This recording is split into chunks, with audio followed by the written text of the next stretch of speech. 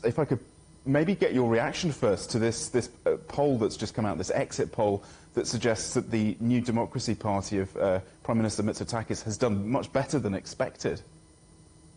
It is hard to believe, actually. I'm not sure that it's going to be that way. Exit polls are notorious for being misleading.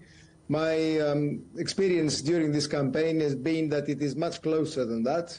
But then again, you never know. Once the votes are cast, they're cast. So, but it is hard to believe that the difference is as great as that. Let us wait a little bit longer. Let us wait until the night is well in its way, so we will have a better idea then. Certainly, it is early days indeed. You're joining us from Thessaloniki, where, of course, the train that was involved in that terrible disaster in February was headed.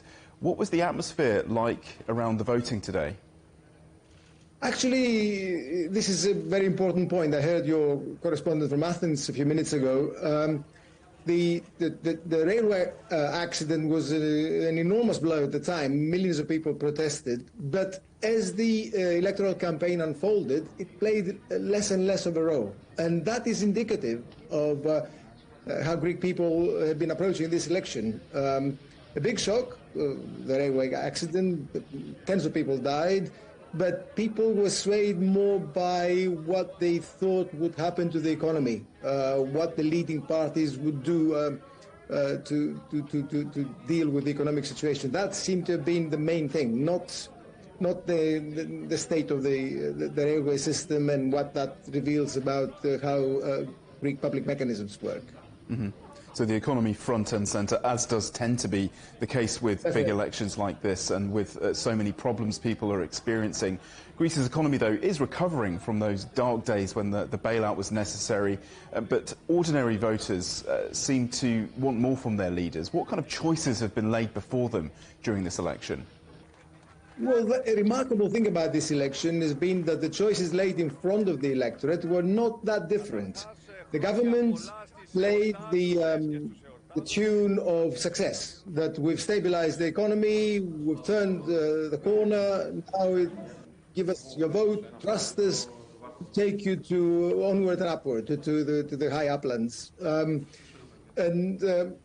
It seemed to have worked to a certain extent. What they promised was basically more foreign direct investment, repair the health system, possibly reduce some taxes and so on.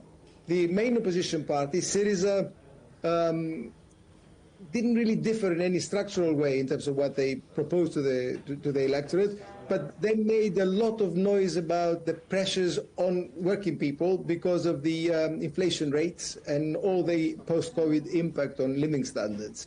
And they promised tax cuts and possibly increasing wages and so on.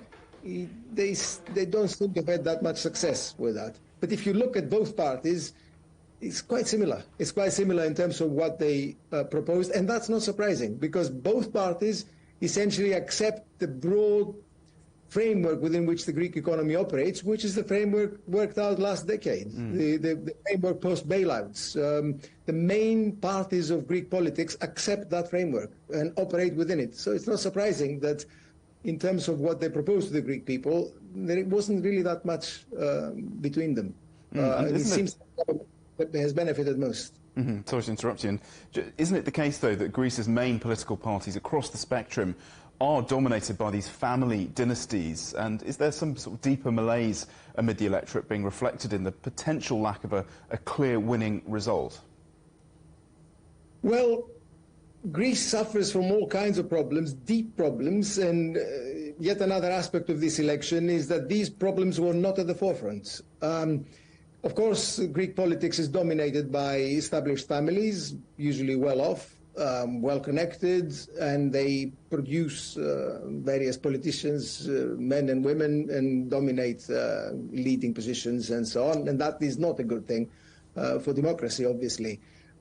That goes together with deep structural problems for the country, because as I said to you a minute ago, the post-bailout framework is accepted by all, but that post-bailout framework is not really particularly conducive to growth, I have to say.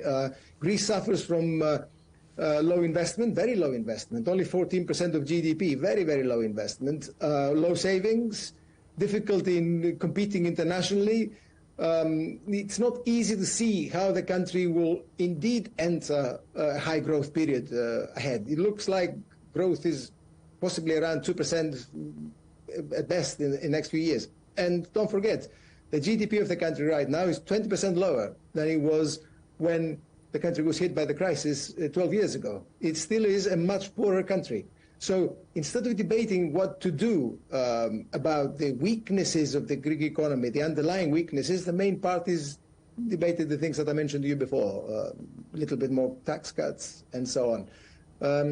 That is not a good sign for how the country will move ahead. It's a very worrying thing. Mm-hmm. The country needs a proper political debate and shake-up, it seems to me. OK, well, it's really good to get your thoughts on this. Much appreciated. Costas Lapavitsas from SOAS in London. Thank you very much. Thank you.